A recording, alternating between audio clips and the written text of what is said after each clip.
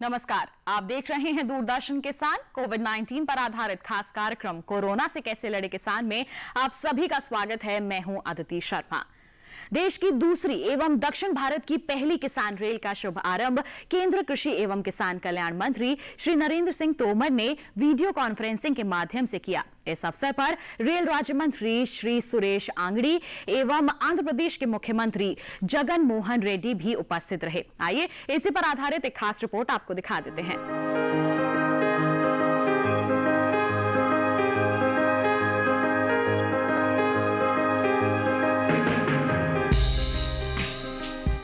देश की दूसरी और दक्षिण भारत की पहली किसान रेल का शुभारंभ वीडियो कॉन्फ्रेंसिंग के माध्यम से केंद्रीय कृषि एवं किसान कल्याण मंत्री श्री नरेंद्र सिंह तोमर ने किया।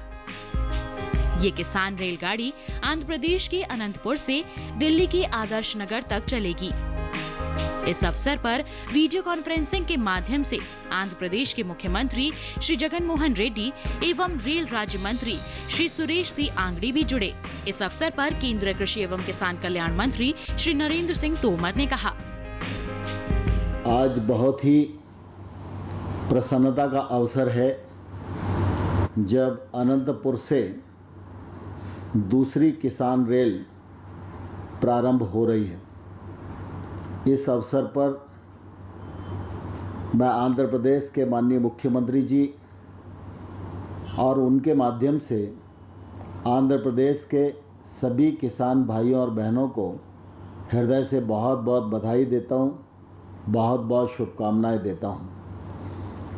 मुझे प्रसन्नता है कि प्रधानमंत्री नरेंद्र मोदी जी की प्राथमिकता पर गांव गरीब किसान हमेशा से ही रहा है। हमारी खेती की जो अर्थव्यवस्था है उसको बल मिले और किसान मुनाफे में आए, 2022 तक किसान की आमदनी दोगुनी हो, इन उद्देश्यों की पूर्ति के लिए लगातार प्रधानमंत्री जी हर बजट में प्रयत्न करते रहे और उनके प्रयत्न निश्चित रूप से आज सफलीभूत हो रहे हैं। बजट जब आया था तो बजट में यह घोषणा की गई थी कि किसान रेल और किसान उड़ान, ये दो कार्यक्रमों की शुरुआत की जाएगी, जिससे कि किसानों को अपने कृषि उत्पाद की आवाजाही की सुविधा मिलेगी, किराए में कमी आएगी और सब्जी और फल इत्यादि जो कम समय जीवंत रहने वाली फसलें हैं उनको कम और उचित समय में एक स्थान से दूसरे स्थान तक पहुंचाया जाएगा, जिससे किसान को फ़ायदा होगा और उसको ठीक प्रकार का मुनाफा मिल सकेगा। इसी क्रम में 7 अगस्त को देवलाली, महाराष्ट्र, हमारा नासिक के पास स्टेशन है, वहाँ से दानापुर पटना बिहार तक के लिए किसान रेल प्रारंभ की गई। और उस समय ये कल्पना थी कि ये रेल सप्ताह में एक बार चलेगी, लेकिन जैसे ही ये रेल का संचालन शुरू हुआ तो उसकी आवश्यकता बढ़ती गई और किसानों की तरफ से, सरकारों की तरफ से मांग बढ़ती गई और रेल मंत्रालय के हमारे मंत्री पीयूष गोयल जी और सुरेश जी दोनों ने इस रेल को सप्ताह में एक बार के बजाय अब 2 बार चलेगी यह सुनिश्चित किया। और इसी क्रम में आज आंध्र प्रदेश के अनंतपुर से आदर्श नगर दिल्ली के लिए यह रेल रवाना हो रही है। यह रेल आंध्र प्रदेश, महाराष्ट्र, मध्य प्रदेश, राजस्थान, उत्तर प्रदेश, हरियाणा होती हुई दिल्ली आएगी। इन सारे राज्यों के किसानों को निश्चित रूप से इस किसान रेल के माध्यम से काफ़ी फ़ायदा होगा और हमारी जो कृषि की अर्थव्यवस्था है वह निश्चित रूप से मजबूत होगी। मुझे इस बात की प्रसन्नता है कि आंध्र प्रदेश में हमारे मुख्यमंत्री रेड्डी साहब लगातार कृषि के क्षेत्र पर ध्यान दे रहे हैं और मैं धन्यवाद भी देना चाहूँगा कि केंद्र सरकार ने भी हाल ही में 2 ऑर्डिनेंस पारित किए, ट्रेड और कॉमर्स और हमारा फार्मिंग कॉन्ट्रैक्ट ऑर्डिनेंस, और कृषि के लिए 1 लाख करोड़ के इंफ्रास्ट्रक्चर की घोषणा की। इन तीनों को अपने राज्य में क्रियान्वित करने के लिए सरकार की ओर से जो कदम उठाए जा रहे हैं, इनको गति दी जा रही है। मैं उसके लिए मुख्यमंत्री जी को हृदय से निश्चित रूप से धन्यवाद देना चाहता हूं। आज हम सब प्रसन्न हैं क्योंकि अनंतपुर आंध्र प्रदेश का ऐसा ज़िला है जहां 2 लाख हेक्टेयर से अधिक क्षेत्र में सब्जी और फलों की खेती की जाती है। आज ये ट्रेन वहां से प्रारंभ हो रही है तो निश्चित रूप से उस क्षेत्र के और संबंधित क्षेत्र के लोगों को इसका फ़ायदा होगा। और मुझे यह कहते हुए भी प्रसन्नता है कि किसान रेल की जो घोषणा बजट में की गई थी वह शुरुआत हो गई है और जल्दी ही जो किसान उड़ान कार्यक्रम है उसकी भी तैयारी है। निकट भविष्य में उसका भी क्रियान्वयन होगा और उसका लाभ हमारे पूर्वोत्तर राज्यों को और अन्य दूरस्थ क्षेत्र जो हैं उनके किसानों को भी मिलेगा। और किसान उड़ान कार्यक्रम शुरू होने के पश्चात हमारे जो हॉर्टिकल्चर की फसलें हैं उनको निर्यात करने में भी बड़ी सुविधा प्राप्त होगी। यह अवसर हम सब के लिए निश्चित रूप से बहुत ही प्रसन्नतादायक है और इस पूरे कार्यक्रम को सुनिश्चित करने के लिए मैं एक और प्रधानमंत्री नरेंद्र मोदी जी को हृदय से धन्यवाद देना चाहता हूं, लेकिन साथ ही हमारे रेल मंत्री पीयूष गोयल जी और सुरेश अंगड़ी जी लगातार इस दिशा में ध्यान दे रहे हैं और कृषि मंत्रालय से उनका निरंतर संपर्क बना रहता है। जैसे जैसे आवश्यकता प्रतिपादित होती है उसको शीघ्रता से क्रियान्वित करने का प्रयत्न हमेशा उनका रहता है। उसी का प्रतिफल आज के दिन के रूप में हम देख रहे हैं। मैं इस अवसर पर माननीय प्रधानमंत्री जी, पीयूष गोयल जी, सुरेश जी को हृदय से बहुत बहुत धन्यवाद देना चाहता हूं और हमारे मुख्यमंत्री रेड्डी जी और आंध्र प्रदेश के सभी किसानों को बहुत बहुत बधाई। इस अवसर पर केंद्रीय कृषि एवं किसान कल्याण राज्य मंत्री श्री कैलाश चौधरी भी उपस्थित थे। कैलाश चौधरी जी ने अपनी बात साझा करते हुए कहा कि किसानों के लिए ये बहुत ही खुशी की बात है। आंध्र प्रदेश के अनंतपुर से लेकर के दिल्ली के आदर्श नगर तक के, और यह रेल किसानों के लिए डेडिकेटेड है। कितना इससे किसानों को फ़ायदा हो सकता है, इसी संबंध में बात करने के लिए आज हमारे साथ हैं केंद्रीय कृषि एवं किसान कल्याण राज्य मंत्री कैलाश चौधरी जी हैं। सर, आज जिस तरह से रेलवे का उद्घाटन किया गया है किसान रेल के, सर इससे किसानों को कितना फ़ायदा हो सकता है? ऐसा है कि प्रधानमंत्री जी ने जिस तरह से घोषणा की थी बजट के अंदर कि 2 किसानों के लिए किसान रेल प्रारंभ की जाएगी, तो उसी कड़ी के अंदर ये दूसरी किसान रेल आज अनंतपुर से दिल्ली के लिए प्रारंभ की गई है। और माननीय मोदी जी की सरकार निरंतर किसानों के हित में निर्णय लेती जा रही है, चाहे वो एक्ट में परिवर्तन करना हो, चाहे किसानों के लिए सुविधा करना हो। तो ये 2022 तक हमारे किसानों की इनकम डबल करने के लिए हम निरंतर प्रयास कर रहे हैं। और उसी कड़ी के अंदर ये किसान रेल जो किसानों के लिए प्रारंभ की गई है, इसमें जो कृषि के हमारे उत्पाद हैं जिसमें फल है, सब्जी है, अन्य उत्पाद है, वो इस रेल के माध्यम से कम किराए के अंदर किसानों को ये फसल अपने गंतव्य स्थान पर ले जा पाएंगे। तो इससे किसानों को निश्चित रूप से ट्रांसपोर्टेशन के खर्चे पर उसको लाभ मिलेगा, जिससे कि किसान को सीधा लाभ होगा। तो आने वाले समय के अंदर ऐसे कई और निर्णय भी लिए जाएंगे। और ये एक बहुत बड़ी सौगात जो आज हमारे कृषि मंत्री माननीय तोमर साहब ने हरी झंडी दिखाकर उसको रवाना किया ट्रेन को। और मैं धन्यवाद दूंगा हमारे माननीय प्रधानमंत्री नरेंद्र मोदी जी को, हमारे पीयूष जी गोयल साहब को कि उन्होंने इस ट्रेन का आज प्रारंभ किया है। और निश्चित रूप से ये आने वाले समय में किसानों के लिए बहुत ही लाभकारी होगी। और आने वाले टाइम के अंदर मैं ये कह सकता हूँ कि और भी कई ऐसे स्थान हैं जहाँ पर हमें किसान रेल की आवश्यकता है, उन स्थानों पर और किसान रेलें भी हम प्रारंभ करेंगे। ये जो रेल है एक राज्य से दूसरे राज्य जो गंतव्य स्थान है, प्रस्थान से लेकर गंतव्य स्थान तक है, वहाँ से कई स्टेट से होकर के गुजरेगी ट्रेन है।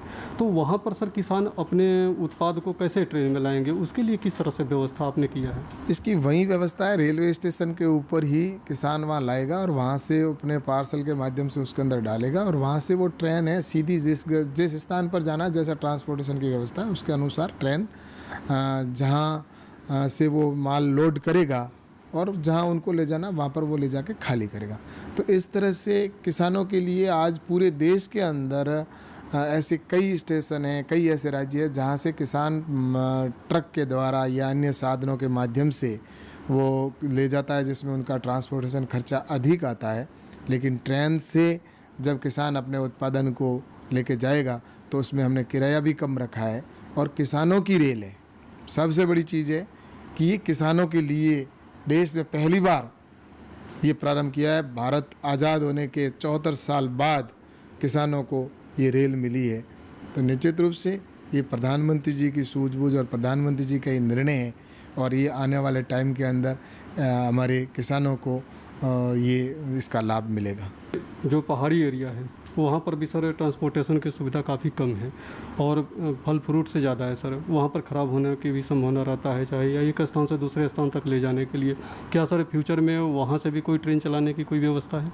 ऐसा है कि जो नॉर्थ ईस्ट के क्षेत्र हैं और वहाँ जो हिली स्टेशन है क्षेत्र हैं, तो वहाँ से लाने के लिए जहाँ ट्रेन पहुँचेगी वहाँ ट्रेन से भी होगा और जहाँ एयर से होगा तो वहाँ से किसानों के लिए किसान एयर के माध्यम से हम वो फ्लाइट भी चलाएंगे, तो उससे भी किसान उस उत्पादन को पहुंचेंगे। तो मैंने कहा ना कि प्रधानमंत्री माननीय नरेंद्र मोदी जी के नेतृत्व में ये सरकार, चाहे APMC एक्ट के अंदर सुधार करना हो, किसान एक देश एक बाज़ार करना हो, चाहे कॉन्ट्रैक्ट फार्मिंग हो, तो ऐसे कई फैसले हुए हैं। और कोविड के समय के अंदर किसानों को सही समय पर सही फसल का कटना हुआ हो, या आत्मनिर्भर भारत की योजना के तहत आज 1 लाख करोड़ रुपए एग्रीकल्चर इंफ्रास्ट्रक्चर के ऊपर खर्च होगा। किसान स्वयं फूड प्रोसेसिंग यूनिट लगाएगा, खुद प्रोसेसिंग करके और एक्सपोर्ट भी करेगा। जहां उसको बेच अच्छी रेट मिलेगी वहां पर वो किसी भी राज्य के अंदर बेच पाएगा। पहली बार किसान आज़ाद हुआ है कि अपनी मंडी से बाहर भी अब किसान अपने उत्पादन को बेच सकता है। तो कुल मिलाकर मेरा ये कहना है कि हमें किसानों को वो हर सारी सुविधाएं देंगे। चाहे उसके लिए हमारे को ट्रेन चलानी होगी तो हम ट्रेन उस स्थान से चलाएंगे, और जहां आवश्यकता, अगर फ़्लाइट की आवश्यकता होगी तो वहां पर हम फ्लाइट से भी किसानों को सुविधा देंगे। ये किसानों के लिए आने वाले समय के अंदर सुविधा के साथ में लाभकारी भी होगा और किसानों की इनकम भी बढ़ेगी। मंडी कानून में जिस तरह से सर संशोधन किया गया है जिससे किसानों को काफ़ी फ़ायदा होगा, ये दोहरी सर किसान रेल जो चला करके फ़ायदा हो रहा है, क्या एक दूसरे के पूरक इसको माना जाए सर? हाँ, ये निश्चित रूप से कि पहले किसान अपनी मंडी में ही बेच सकता था, तो मंडी के अंदर उत्पादन बेचता था, तो उससे अब वो मंडी से बाहर बेचेगा। अगर किसी दूसरे राज्य के अंदर भी बेचेगा तो उसके लिए भी ये सुविधा हो जाएगी, उसको कम किराए के अंदर होगा। और दूसरा, ऐसे फल है, सब्जी है जो दूसरे एक स्थान से दूसरे स्थान पर ले जाते हैं, तो उसके अंदर भी ख़राब नहीं हो इसके लिए वहाँ उसके बाकायदा पूरी ट्रेन एयर कंडीशन है, तो उसकी वजह से वो ख़राब भी नहीं होंगी। ये सारी सुविधाएं की गई। ट्रेन के अंदर भी हमने सुविधाएं दी है कि हमारा किसान का उत्पादन ख़राब भी नहीं हो। तो जिस तरह से कोल्ड स्टोरेज के अंदर जैसी व्यवस्था होती है वैसी ही व्यवस्था सारी उस ट्रेन के अंदर भी हमने की है। तो इसलिए किसानों के लिए मैंने कहा ना, सुविधा भी है और इससे किसानों को लाभ भी होगा। इसी के साथ कार्यक्रम में वक्त हो चला है एक छोटे से ब्रेक का। ब्रेक के बाद देखेंगे कोरोना से कैसे लड़े किसान। आप बने रहिए दूरदर्शन किसान पर। जानकारी जो किसानों के लिए हो लाभकारी। समस्याओं पर पड़ेगा समाधान भारी।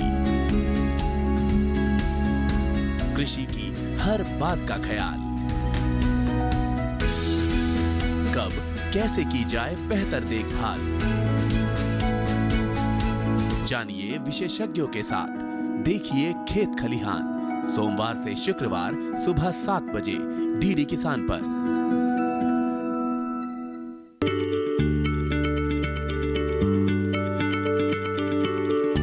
क्या आप किसी बीमारी से परेशान हैं? चाहते हैं डॉक्टर की सलाह? तो हम हैं आपके साथ, बताएंगे आपको जीने की राह। समस्याएं आपकी, समाधान देश के मशहूर विशेषज्ञों के। घर बैठे बात करें देश के जाने माने डॉक्टरों से। हमारे लाइव प्रोग्राम स्वस्थ किसान में हर शनिवार शाम 6 बजे से 7 बजे तक। ब्रेक के बाद आप सभी का फिर से स्वागत है कार्यक्रम कोरोना से कैसे लड़े किसान में। आपको बता दें कि केंद्रीय स्वास्थ्य मंत्रालय की ई संजीवनी टेलीमेडिसिन सेवा ने 3 लाख का आंकड़ा छुआ है। आइए इसी पर आधारित एक खास रिपोर्ट आपको दिखा देते हैं। स्वास्थ्य मंत्रालय के प्लेटफॉर्म ई संजीवनी टेलीमेडिसिन सेवा के तहत अब 3 लाख टेलीकंसल्टेशन पूरे हो गए हैं। इस सेवा के तहत टेलीकंसल्टेशन की सुविधा मुहैया कराई जाती है। इस प्लेटफॉर्म ने उस समय से लेकर अब तक 1 माह के भीतर ही टेलीकंसल्टेशन के आंकड़े को सफलतापूर्वक दोगुना कर लिया है। इनमें से 1 लाख टेलीकंसल्टेशन तो पिछले 20 दिनों में ही पूरे हो गए हैं। इस प्लेटफॉर्म ने प्रथम 1 लाख टेलीकंसल्टेशन 23 जुलाई 2020 को पूरे किए थे और उसके बाद के 1 लाख टेलीकंसल्टेशन 26 दिनों के भीतर ही 18 अगस्त को पूरे हो गए थे। टेलीमेडिसिन सेवा सामाजिक या शारीरिक दूरी सुनिश्चित करते हुए डॉक्टरों को मरीजों से कनेक्ट करती है। ये ऐसे महत्वपूर्ण समय में आवश्यक स्वास्थ्य सेवा मुहैया करा रही है जब संक्रामक बीमारी के कारण पारंपरिक चिकित्सा को जोखिम भरा माना जा रहा है। ई संजीवनी प्लेटफॉर्म 2 तरह की टेलीमेडिसिन सेवाओं यथा डॉक्टर से डॉक्टर कनेक्ट और मरीज से डॉक्टर कनेक्ट में आवश्यक सहयोग प्रदान कर रहा है। डॉक्टर से डॉक्टर कनेक्ट दरअसल आयुष्मान भारत स्वास्थ्य एवं वेलनेस सेंटर कार्यक्रम का एक महत्वपूर्ण स्तंभ है। इसका शुभारंभ नवंबर 2019 में हुआ था। इसका लक्ष्य दिसंबर 2022 तक हब एवं स्पोक मॉडल के तहत सभी 1.5 लाख स्वास्थ्य एवं वेलनेस केंद्रों में टेलीकंसल्टेशन को कार्यान्वित करना है। ये कोविड के फैलाव को रोकने में वरदान साबित हुई है। यही नहीं, इसके तहत गैर कोविड आवश्यक स्वास्थ्य सेवा भी मुहैया कराई जा रही है। भारत ने कुल 5 करोड़ कोविड जांच करके एक नई ऊंचाई दर्ज की। प्रति मिलियन जांच में निरंतर वृद्धि, आज 36,703 मामलों की जांच हुई है।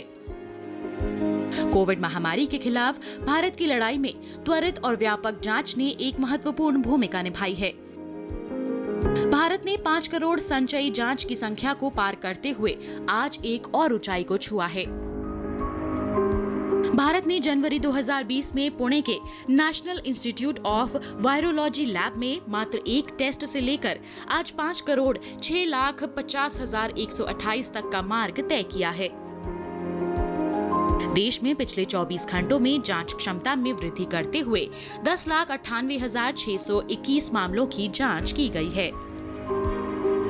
कोविड-19 के संदर्भ में सार्वजनिक स्वास्थ्य और सामाजिक उपायों को समायोजित करने के लिए सार्वजनिक स्वास्थ्य मानदंड पर अपनी मार्गदर्शन नोट में विश्व स्वास्थ्य संगठन ने देशों को संदिग्ध मामलों के लिए व्यापक निगरानी हेतु प्रति मिलियन जनसंख्या पर प्रतिदिन 140 जांच करने की सलाह दी है। भारत के लिए सप्ताह दर सप्ताह का डेटा इस मामले में एक बेहतर सुधार दर्शाता है।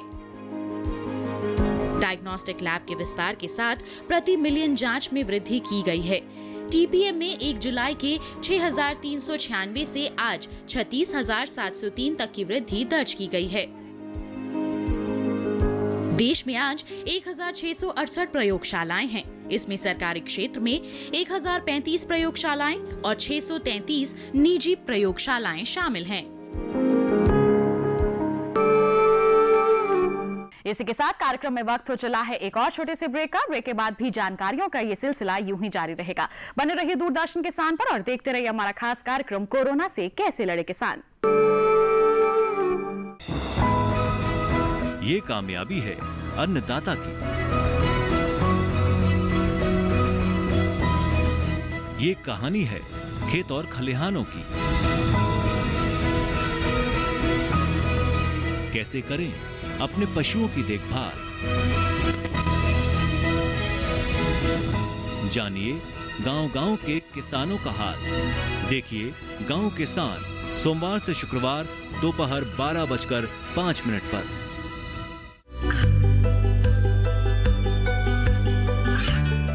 गांवों और पिछड़े क्षेत्रों में सरकारी योजनाओं की जानकारी पहुंचा। देश में कौशल और क्षमता विकास कर ग्रामीणों को सामाजिक बदलाव और विकास से जोड़ने की दूरदर्शन किसान की पहल चौपाल चर्चा देखें सोमवार से शुक्रवार सुबह 9 बजे। ब्रेक के बाद आप सभी का फिर से स्वागत है हमारे खास कार्यक्रम कोरोना से कैसे लड़े किसान में। आपको बता दें कि 9 राज्यों के 22 बांस क्लस्टर केंद्रीय कृषि एवं किसान कल्याण मंत्री श्री नरेंद्र सिंह तोमर ने लॉन्च किए हैं। और साथ ही आपको बता दें कि राष्ट्रीय बांस मिशन से जुड़े जो लोग हैं उनको भी संबोधित किया है। आइए इसी पर आधारित एक खास रिपोर्ट आपको दिखा देते हैं।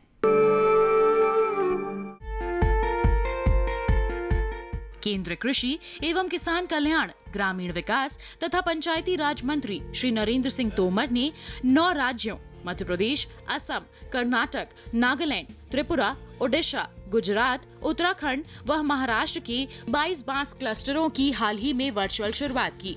साथ ही राष्ट्रीय बांस मिशन के लोगों का विमोचन किया। कार्यक्रम में श्री तोमर ने कहा कि देश में बांस मिशन सफल हो रहा है। भारत अब बांस के उत्पादों का निर्यात बढ़ाने की दिशा में अग्रसर होगा। श्री तोमर ने कहा कि प्रधानमंत्री श्री नरेंद्र मोदी जी की ये संकल्पना रही है कि स्थानीय उद्यमियों की प्रगति हो, उनका संरक्षण हो और देसी उत्पाद आगे बढ़ें। इसी क्रम में बांस मिशन के पीछे सरकार के उद्देश्य सभी के सहयोग से सफल हो रहे हैं। बांस के महत्व को देखते हुए सरकार ने पेड़ की परिभाषा से बांस को हटाने के लिए भारतीय वन अधिनियम 1972 का वर्ष 2017 में संशोधन किया, जिससे किसानों को बांस व बांस आधारित उत्पादों की सुगम आवाजाही में सहायता हुई है। आज सभी लोग बांस की खेती और व्यवसाय करने के लिए स्वतंत्र हैं। आयात नीति में भी परिवर्तन के साथ ही बांस मिशन की उपयोगिता को दृष्टिगत रखते हुए सरकार तेजी से काम कर रही है, जिससे ये व्यवसाय बढ़ रहा है और रोजगार के अवसर भी उपलब्ध हो रहे हैं। श्री तोमर ने कहा कि देश में एक बड़ा रकबा ऐसा है जहां फसलों की खेती नहीं हो सकती, लेकिन बांस का उत्पादन किया जा सकता है। मेड़ पर भी बांस उगाकर किसान अतिरिक्त आय प्राप्त कर सकता है। पुरातन काल में भी लोग बांस का उपयोग अपने घरों के लिए करते थे। वे घर सुरक्षित रहते थे। सरकार के माध्यम से अब पुरानी पद्धतियों को ही नई तकनीक से विकसित किया जा रहा है। राज्य भी बांस मिशन को गंभीरता से ले रहे हैं। हमारे यहाँ के कारीगर भी कुशल हैं, जिनके इस दिशा में आगे बढ़ने पर निर्यात बढ़ाने के लिए भारत अग्रसर होगा। तो आज के हमारे इस खास कार्यक्रम में बस इतना ही। अगले अंक में मुलाकात करेंगे कुछ नई और महत्वपूर्ण जानकारियों के साथ। तब तक के लिए हमें दीजिए इजाजत। आप स्वस्थ रहिए, मंगल रहिए और दूरदर्शन किसान देखते रहिए। नमस्कार।